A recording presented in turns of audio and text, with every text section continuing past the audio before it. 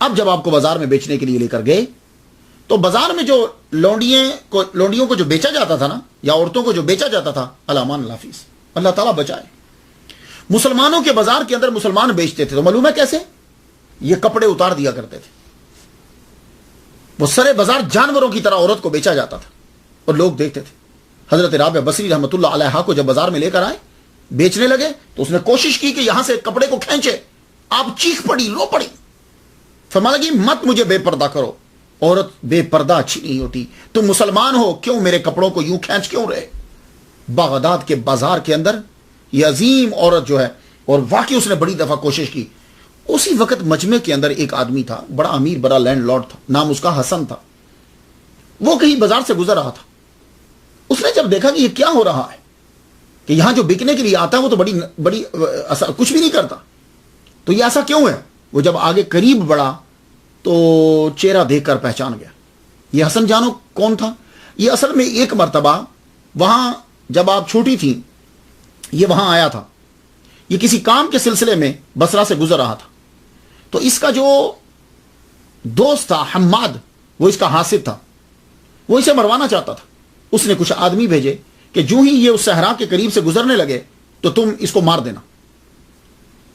تو رابعہ بصری رحمۃ اللہ علیہا کہیں سے گزر رہی تھی، تب کوئی کام ہوگا آپ کو، آپ نے ان دو بندوں کی باتیں سن لی کہ یہ جو بھی گھوڑا سوار آ رہا ہے، میں اوپر چڑھوں گا، میں ایک دم سے لکڑی کو نیچے گراؤں گا، بڑی سی لکڑی، یہ جو ہی رکے گا ایک سائڈ پہ کھڑی ہوگی، جو ہی وہ گھوڑا دوڑاتے ہوئے قریب آیا اور اس نے نیچے سے گزرنا تھا تو آپ نے زور سے آواز دے کے کہا، وہ آدمی پہلے ہی رک گیا۔ جب وہ رکا تو اتنے میں اس کے ہاتھ سے وہ لکڑی گر چکی تھی، تو وہ لکڑی بجائے ان کے سر کے لگنے کے وہ گھوڑے کے اوپر لگ گئی، گھوڑا جو ہے ایک دم سے نیچے گرا۔ جب تو آپ جب نیچے اترے تو وہ بندے بھاگ گئے۔ یہ حسن جب نیچے اترا، یہ بصرہ کا بہت اعلیٰ عہدے پہ فائز تھا، وہ بھاگ گیا۔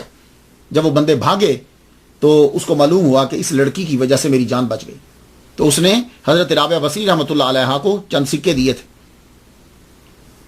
اسے پہچانا یہ لڑکی تو وہی ہے، یہ شکل مجھے کچھ دیکھی والی لگتی ہے۔ وہ آگے بڑھا اور اس نے جتنا بولی لگی تھی، ایک جگہ میں نے پڑھا ہے کہ تقریباً 1500 جو ہے دینار جو ہے وہ لگی، بعض نے تو 15,000 تک لکھ دیا، یعنی بے تحاشا بولی جو ہے وہ آپ کی لگ رہی، اور آپ نے ان کو خرید لیا، پیسے ادا کر دیے، اور آپ جانتے تھے کہ یہ لونڈی نہیں ہے۔ تو ایک روایت جو مجھے ملی یہ عرب سے ہے کہ وہ حسن کے ساتھ آپ کی جو ہے وہ شادی ہو گئی، وہ آپ کو گھر لے گئے، گھر لے جا کر جو ہے وہ آپ سے شادی کی، شادی کر لی، لیکن شادی تو ہو گئی، اس حماد نے بعد میں پھر آپ کو جو ہے وہ قتل کروا دیا۔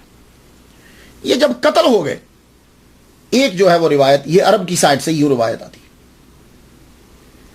دوسرا یہ ہے، دوسری بات جو فارس کی طرف سے ہے وہ یہ ہے کہ جب آپ بازار میں بیچنے کے لیے وہ لایا تو آپ کو ایک بڈھے آدمی نے خرید لیا۔ بڈھے آدمی نے جب آپ کو خرید لیا تو خریدنے کے بعد وہ آپ کو گھر لے گیا۔ اب اس سے کوئی یہ تو ڈر نہیں تھا کہ عزت پر حرف آئے گا، لیکن وہ ظالم بڑا تھا، وہ آپ سے کام بہت کرواتا، مارتا بلا وجہ، اور کام معلوم ہے کیا کرواتا ہے؟ جاؤ جنگل میں جاؤ، لکڑیاں لے کر آؤ، اور وہ لکڑیاں لا کر بازار میں بیچو، بیچنے کے بعد وہ پیسے مجھے لا کے دو۔ یہ میں آپ کو فارس کی روایت بتا رہا ہوں، لاؤ اور مجھے آ کے پیسے دو۔ تو وہ بیچاری کیا کرتی؟ جنگل میں چلی جاتی، جنگل میں جا کے لکڑیوں کو کاٹتی، درختوں سے لکڑیاں توڑتی، توڑ کے جو ہے وہ کٹھی کرتی۔ اب اس میں دو چیزیں، ایک تو سفر کرنا، لکڑیوں کو کاٹنا، درختوں سے لکڑیوں کو کاٹنا، کٹھا کرنا، اور اٹھائیں گی کتنی؟ اب لکڑی جو ہے کتنی اٹھائیں گی؟ لڑکی کتنی لکڑی اٹھا لے گی؟ تو آپ سے کم لکڑیاں جو ہے وہ اٹھتی۔ اور ہم وقت حضرت رابعہ بصری رحمۃ اللہ علیہ چہرے پہ نقاب ہی رکھتی تھی اور کپڑے بسیدہ پہنتی تھی، تو عام بندہ یہ سمجھتا تھا کہ بڈھی عورت ہے، اس لیے وہ خود کو چھپاتی تھی اور اوپر یوں آپ اپنا منہ چھپا لیتی۔ اللہ تعالیٰ نے آپ کو حسن تو بڑا دیا تھا، تو کیا کرتی کہ بازار میں ایک کونے میں جا کے بیٹھ جاتی، لکڑیاں سامنے رکھ لیتی، تو کوئی آتا وہ لکڑیاں لے جاتا۔ کبھی تو لکڑیاں بک جاتی، کبھی لکڑیاں نہ بکتی، اور جب نہ بکتی تو وہ بڈھا مارتا، وہ بہت مارتا آپ کو۔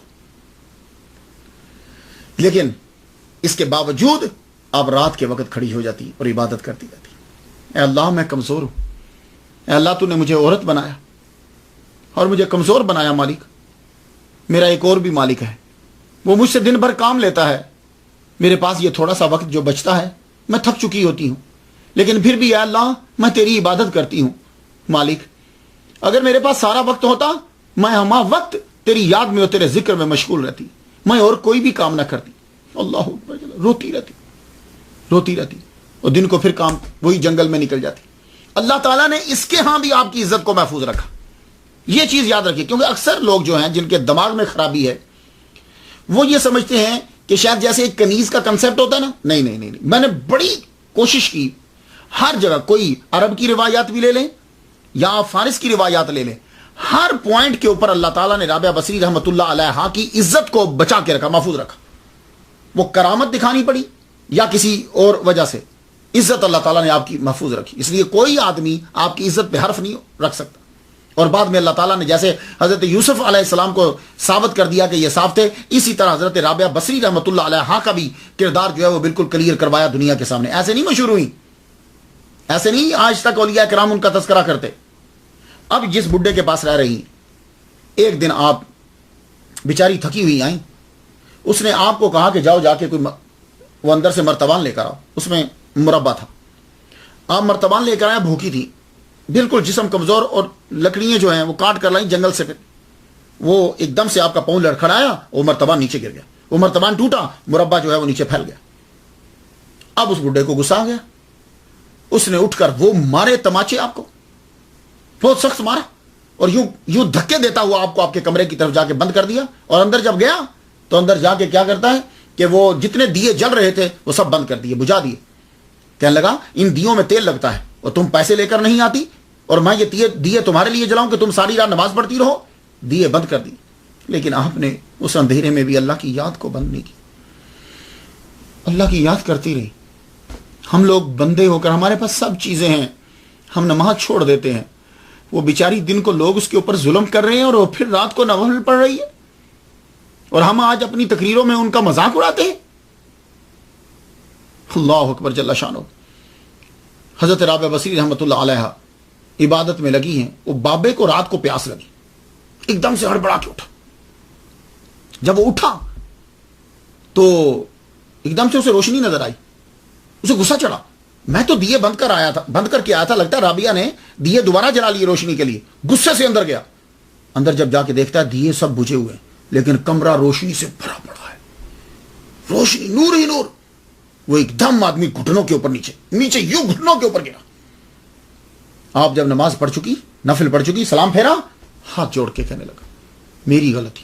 وہ بڈھا کہتا میری غلطی، مجھے معاف کر دو، مجھے معاف کر دو، میں نوکر تمہارا، تم میری نوکر نہیں، آج سے میں نے تجھے آزاد کیا۔ تو آپ فرمانے لگی تو نے آزاد کیا؟ کہتا یہیں رہو، میری مالکن بن کے۔ آپ نے کہا نہیں، جب تو نے آزاد کر دیا ہے تو مجھے اب واپس جانے دے، مجھے جانے دے۔ کہنے لگا ٹھیک ہے جاؤ۔ تو حضرت رابعہ بصری رحمت اللہ علیہا بغداد سے دوبارہ بصرہ جو ہے وہ واپس آ گئی۔